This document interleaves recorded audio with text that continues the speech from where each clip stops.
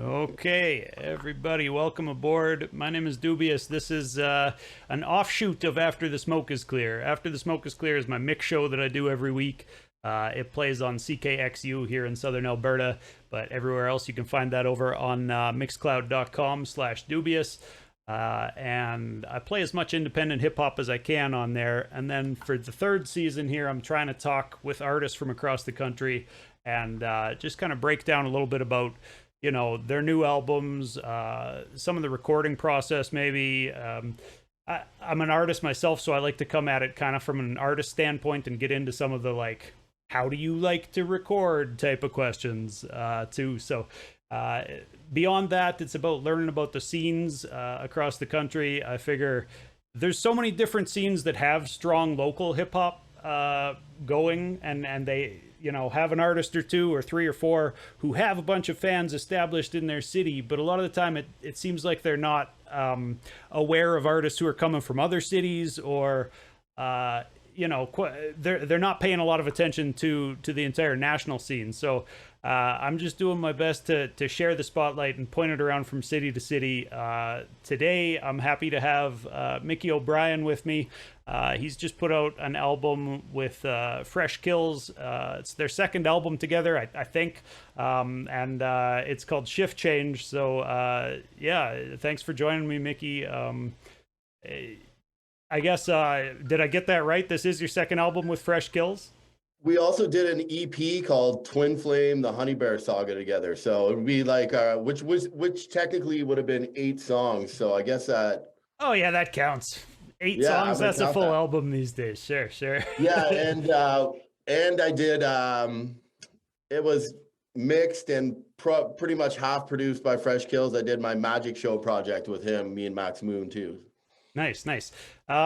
So how was it that you linked up with Fresh Kils? Like, he's a pretty well-established guy. He's done a lot of work with a lot of people, and it's dope to be able to get him to do an entire album with you or whatever. Do you guys know each other personally, or was it? It's kind of strange, dude. So I had like booked Fresh Kils. I really love the vibe of this show, by the way, because this really ties into how this whole thing kind of came to be. Hey, because I had booked Fresh Kils. I was booking people I wanted to work with, and so I booked Fresh Kils to play here, and it was actually the final Extremities show. And I booked Fresh Kils, and I'm like, play me some beats. And I was just like, okay, I want this beat. I'm like, well, let's link up and record. I want to do a record. Yeah. And I was just like, yeah, I want to do the whole record with you. And then we linked up to record, and I guess he saw something in me, right? Maybe that I didn't really even see in myself at the time. And hey, inspiration right there. I mean, artists inspire each other. That's the best way for it to come together, is just, two guys that want to work and like each other's style making music, right? And I geek out over it all the time because, Kills is a big deal, right?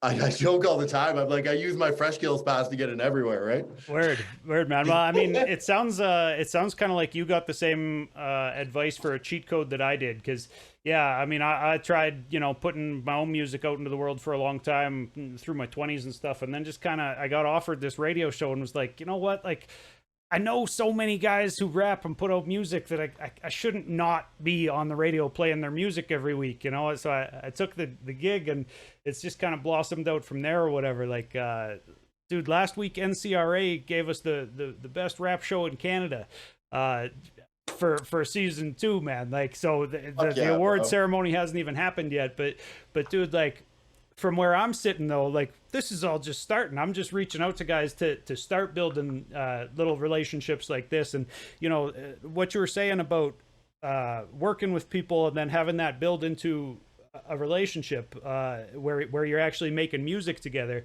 That's what I really want ATSIC to be. Is I get tired of talking to rappers who don't know other local rappers across the country or whatever, and I'm like, why aren't you guys all working together, so I'm just trying to put every show is a bunch of this independent music that I feel like is a bunch of artists who could work together, or at least, you know, do shows together, and should be building those relationships, should know about each other, because the scene's just stronger that way, whether it's actually making music together or you know, just booking shows, booking tours, knowing people from other cities to help you get in those cities or whatever. We should be using the internet to unite like that a lot more, I think. So you know, it's cool to hear you say that or whatever. And the best feedback I've got so far from people is them saying like, hey, I discovered new artists listening to ATSIC.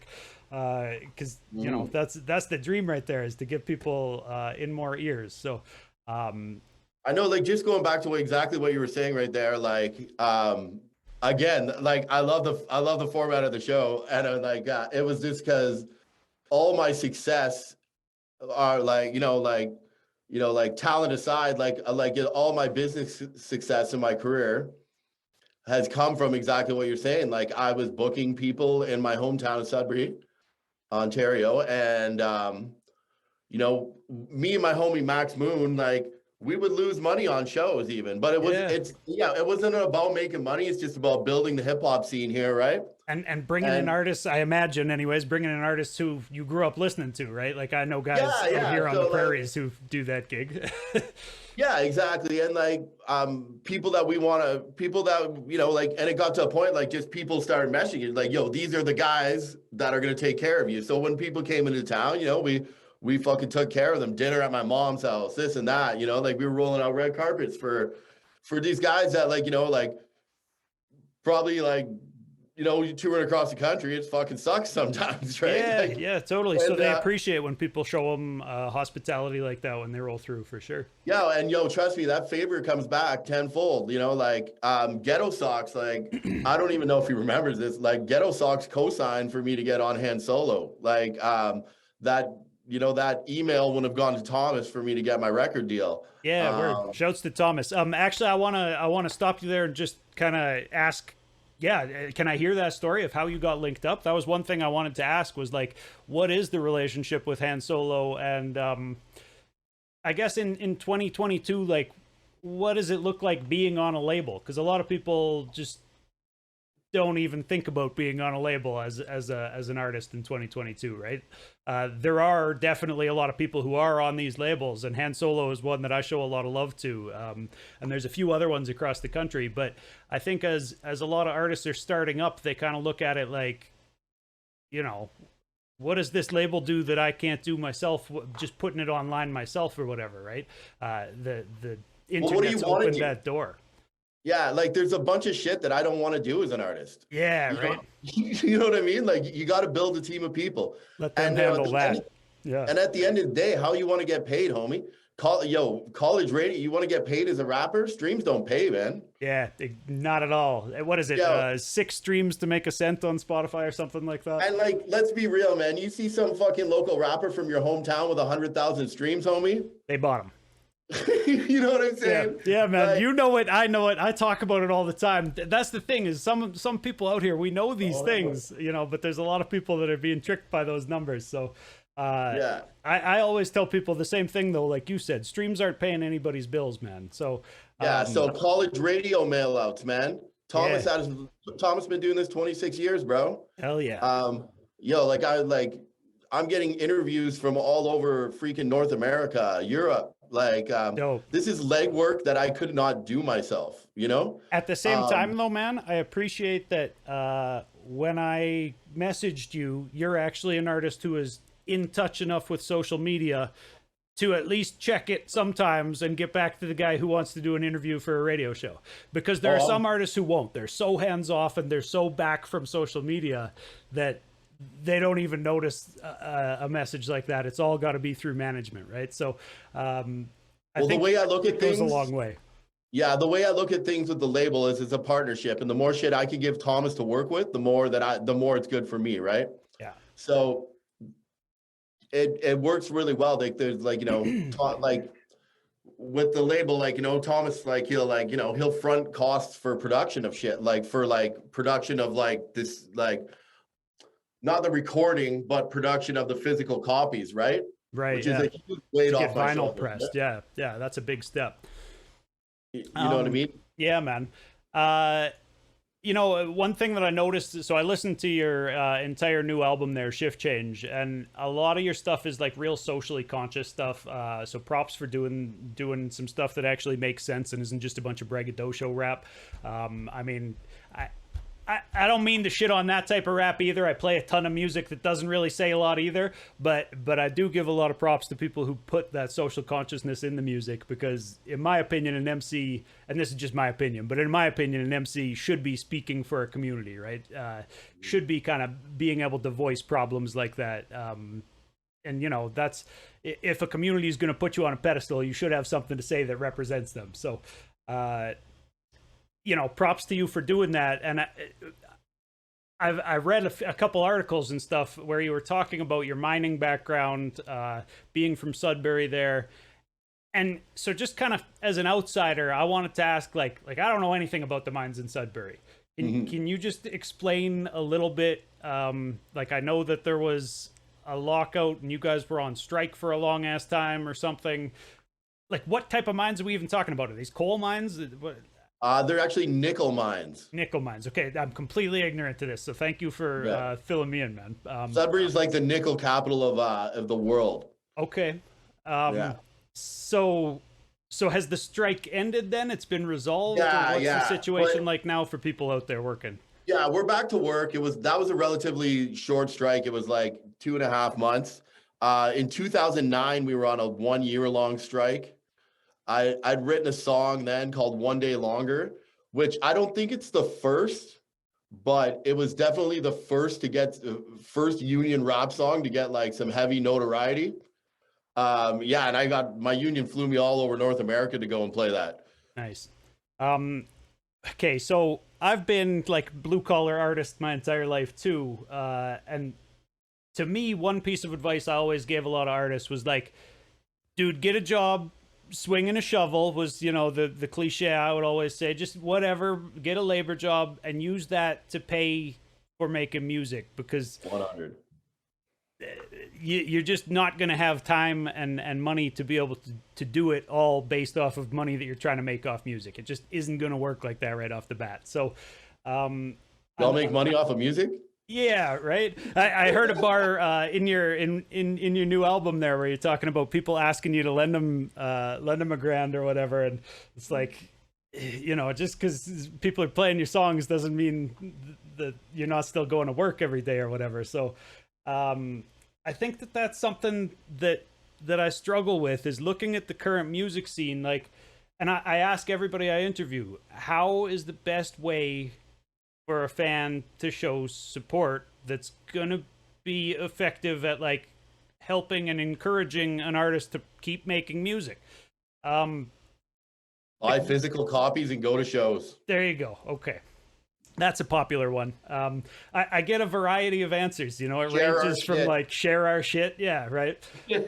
But it's weird, man. We're in a society that kind of like, people look at music as though it's like a free thing. Like, can I ask you personally, what, like, do you buy music? When was the last time you bought music? Before I started doing this show, I'm not going to lie, I hadn't bought music for like 10 years. When I was in high school, I spent hundreds and thousands of dollars and had a huge big ass CD collection that went the way of the dinosaur now, right? But like, I buy my friends vinyl.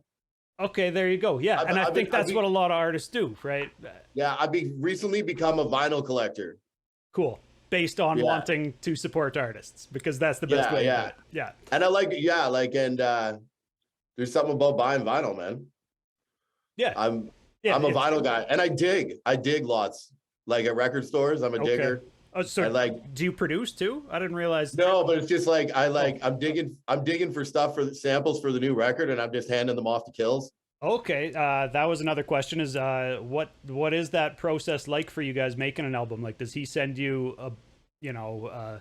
here's 20 beats that I've made over the past amount of time and see what you like, or is it? It evolves. So here's how the last one went down anyway. So like, he'll send me packs. Like, yeah, I guess he's got packs he kind of sends out to everybody, right? Then people will be like, give me this, give me that, give me that, you know? So I'll get, sometimes something will come off that, but basically I'll get like I'll get like a skeleton of a beat from them, right? That's not really that structured. With this record, what I did was that was I would take that and I would in Sudbury with my friend Danny Lage, from the band Danny Lage and the Looks, which is an awesome band. They're like a pop punk rock band. Okay. In his studio, we would get some live players in, and we would just put as much live shit as possible over top of it, like organ. I totally noticed that vibe listening to it. Like, you know, everybody is doing the like one MC and one producer kind of combo like that Gangstar style lately. It's been a popular trend, so I wasn't too surprised with that. But then listening to it, it almost doesn't sound like that's what you guys have done, because there's such a diversity of other instruments you've added on different tracks and stuff too. So you get like a live horn on a track, or I mean I'm making it up, but you get different live harmonica instruments. So I really liked that, the added instrumentation, but it still has like a boom bap feel to it. So we would take all that, and then I would bring like, I had this one keyboard player. His name's Zachary Clement. He's from here, young kid. He took piano in university, and like he teaches music at some high school here now. And kid is a fucking phenom. Like, he's incredible. And he came in and just laced every song with like the craziest shit ever. And I remember me and Kils just like, holy fuck, you make us look good, bro. Sometimes you get with those guys who are classically trained, and it's just like, oh, look at him go. Like, if you listen to the keyboards on the record, it's like, wow, dude. It's like, so I bring everything back to Kils, and he's just like, it's just like we're cycling through it, and it's just like, our only problem is we had too much dope shit. So yeah, like we could have made another album off of all the extra shit we had. So yeah, and then it was just recording my vocals. I did some of the vocals here. I did some of them at Kils's, and just some other things. Like, I knew, like, I have a concept for a record always going into it. Okay. That was something I was going to ask, is like, where do you draw inspiration from? Because I know, you're not, from your lyrical content and just what we've said in this conversation, it's not a money chase. So why? What are you making music for? It's always what I'm going through at the time. Like, you can listen to my records chronologically, and it's exactly what I was going through at that moment. Like, like the My Drift record was the first album with Kils, was like, I was coming into that, like, I'd been doing this a long time, and I wasn't really getting any notoriety in Canada. And I was like, I was coming for my spot, and and then the EP me and Kils did, called Twin Flame: The Honey Bear Saga. It's a story about a toxic relationship I was going through at the time. Right. And then this one was like, I went through a breakup, and then was like kind of fucking sitting on my ass in the pandemic. I had relapsed at the beginning of it, and like everyone was just kind of sitting in their feelings, forced to sit in their feelings during lockdown and whatnot. So it was like about total self-transformation of of everything I was going through at the time, right? Recreation through music. I dig it, man. That's it's kind of this whole darkness to light kind of thing, right? So I don't know how much, I mean, you brought it up yourself. I used to work at a supervised consumption site here in Lethbridge, where I was working with people who were struggling with addiction, and the point of working at a site like that as a harm reduction specialist was to build relationships with people, so that when they want out of that cycle, they have easier time accessing things like treatment or opioid opioid agonist therapy, or whatever, the replacements for the drugs. Yeah, getting Suboxone or methadone or whatever, right? Yeah, all that stuff. And of course, we're keeping people alive. So building those relationships, though, I realized that like nobody really trusts the people working at those sites to open up too much until you start actually building relationships. So I'm like talking to guys about like, well, who's who's dope, who raps around here. Like, I was new in town too, right? So I just started asking people on site, and then when you start asking questions like that, it comes out I myself rap, and next thing I'm freestyling with these guys. So I was like, maybe I'll just bring my gear in and record something with them, you know? So I did that, and dude, it turned into, for an entire year, I was running a program over there, before my provincial government cut funding for the entire site, where 5 days a week I was recording with people, on site. And just to see how much, inspiration and just kind of like hope, I guess, for the future can come from being able to make music, I don't know. I think it can be a real powerful force to help people, battle with addiction. Can you speak on that at all? Like, how has it been in your experience? Do you lean on music? It's sharing, right? So like, you know, the whole concept of like 12-step even like goes back to that. It's like openly sharing your story, right? So, and hearing other people do it, so you know you're not alone. And as well, on top of that, it's like getting outside of yourself for a second, right? Totally, yeah. That can be so huge, man. So, do you have a song specifically about like addiction on this album?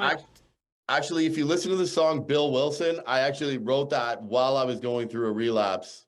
Okay, I will be sure to check that one back and pay more attention to that.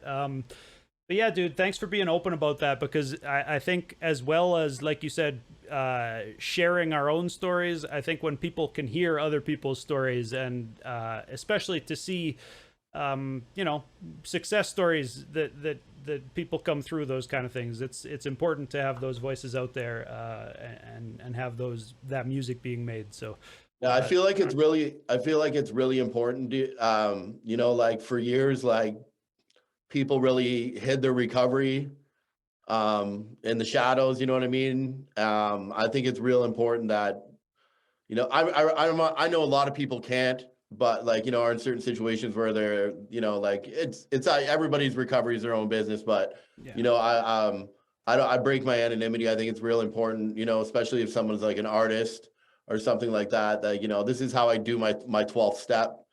You know, my give back. I think it's really important to, you know, like people that are drug addicts aren't always, you know, that person that's passed out under the bridge or whatever. Exactly. And you know, like, and even that being said, right, you know, like if you know, I understand how like easily, like if I didn't have a job that had benefits, man, I could easily be living in a tent city downtown or dead. Definitely. Right? So most people are 2 paychecks away from it. Like, nobody has savings accounts, just statistically talking across society, you know? So no, even if you have a really good job, like making $100,000 a year these days is fucking nothing. Yeah, we find ways to spend it no matter what. Well, right? There's no shortage of those. So yeah, man, everything's going up. Dude, another thing that I like to ask people, and this is one of the last questions I'll put to you, is locally. Well, I guess first question is, do you still call Sudbury home? Is that the local scene we're talking about? Yeah. Okay, so locally in Sudbury, are there any other hip hop artists who you think I should be aware of? People watching should be aware of? Who should we be checking for? Check out Max Moon. Check out Joey Karma. Check out Mike Major and Storm Hogan. Check out Johnny Business. It's really cool, man. We like, and you know, that's like that's like half boom bap, and then there's the trap side of things, right? Yeah. It's there's a lot of really dope MCs. You know, I'm not too much for the trap shit, and I kind of feel like an old man sometimes. Dude, I felt that way, and then I started digging into it more, and there's some that I like and there's some that I don't like. You know, there's just like with any style of hip hop that there's been before it, there's some artists who are making that stuff that do it in a real lyrical way that I'm still like, oh, listen to this guy drop bars, even though he's got that auto-tune tinge on there or whatever, you know. I don't hate it all. I've especially doing the show. I try to incorporate all that. So I just support the kids. There's like an army of out here doing just tons of shit, and they're killing it. And it's just really dope. I remember when, like, you know, I was like the whole hip hop scene out here. So it's really nice. It's really nice to see a whole bunch of kids putting in work, and yeah, and they're killing it. You know, they're dropping albums and stuff, dude. So it's what's it it's like really in Sudbury, actually, like boots on the ground hip hop scene? Like, I know, you know, with COVID, everything probably shut down for a couple of years there, pretty solid. But have there, like, is it a hip hop city? Are there hip hop nights where at a club there's a cipher, or it's kind of hit and miss right now, but like there's been like some, like, you know, like there's been like tours coming through, like for like any of the ciphers and like really boom bap shit. That would have been me and my homies doing, right? Okay. And we're starting up again in like June. But there's been a lot of like a lot of bigger tours coming through with for the younger kids, right? Like, you know, like that, I guess Killy was through, and there was some like OVO guy coming through. Yeah. And Doobyis playing here on March 20th. Nice. Friday. So, and when those types of shows are coming through, they've got local openers for them, like. Well, even Doobyis, I guess there was a buy-on for local openers. Okay. Huh. Which is like an arena show, which I was just like, I was pretty amazed. Like, buy-on to, yeah, shit. How many tickets do you have to sell to open in an arena? It was a $3,500 buy-on. Oh, okay. You're spilling the tea. All right. Fuck it, whatever, dude. Yeah, man. Yeah, hey, man. Dope. I like it. I just found that out last week. I'll out them. I don't fucking care. Yeah, whatever, dude. I can't even name it the baby song. So yeah, no, me neither, off the top of my head. So apparently he's wildly famous, though. So. Yeah, dude. But yeah, dude, I appreciate talking to you. Hopefully, we can connect further down the line more. You know, maybe one day meet in person or whatever. Appreciate you spending time to do this, and everybody should check out your album. You know. Yeah, I'm heading out. It looks like not everything's confirmed yet, but it looks like I'll be heading out your way in July with Ultra Magnus and Micah 9. Nice. Dude, before I started this interview with you, I was listening, and Ultra Magnus kills that verse on Turn It Up. That might be my favorite track on the album, that Turn It Up one. So I'll probably play that before this interview airs, and that'll be the transition over to the interview after the music segment. But yeah, appreciate you coming through, and you know, check out the mixes. That's what I tell all the artists, is like, I know that, you know, we all feel like there's so much music we can't keep up or whatever, and it's hopeless, but like I put in a lot of work to try to keep up and try to find music that I think you'd appreciate listening to. So you know, check in, try it out, and yeah, appreciate you for being here. Before I let you go, where can people find you online? Which social media are you most active with? I'm most active on Facebook and Instagram, so at Or Body Music or at OB Or Body, and yeah, or just search Mickey OBrien on anything. I'll come up on anything. Right on. And you're on Bandcamp at the Han Solo Bandcamp, I know, so people should, if you're looking to buy his music, Bandcamp is the best way to buy anybody's music. Most dollars go to the artist that way, and like he was saying, buy physicals, buy merch. That's the best way to do it. So appreciate everybody for watching. Appreciate you for being here, Mickey. Thank you for having me, man. This is great. Peace. Peace, man.